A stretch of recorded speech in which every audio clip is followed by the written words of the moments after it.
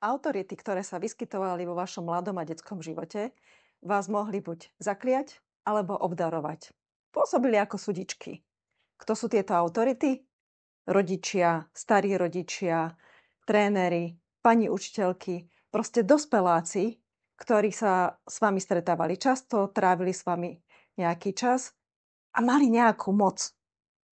A používali slová, ktorými vám to hovorili. Tá kliatba mohla prebiehať nejako takto. Ty si úplne neschopná, ty sa nič nenaučíš, si hlúpa, nikto ťa nebude mať rád, keď sa budeš takto správať, ty si zlé dievča. Vyberte si. A možno táto kliatba, ktorá sa na vás usadila, tam pretrváva dodnes. A občas sa takto spustí. A vás nápadne a prepadne, že čo ak som zlá?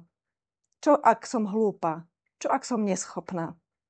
Ako každá kliatba, aj táto sa dá zmeniť. Experimentujte. Vždy, keď vás nápadne niektoré z týchto slov, prekliati, tak spravte nádych a s výdychom si povedzte: toto bol názor toho a tej. Ja som dnes už dospelá a mám iné skúsenosti, schopnosti, rozvíjam sa a rastiem, som schopnejšia, ako keď som bola malé dieťa. A uvidíte, možno nastane zmena a zrazu zistíte, že kliatba je fuč. Teším sa na vás do ďalšieho videa.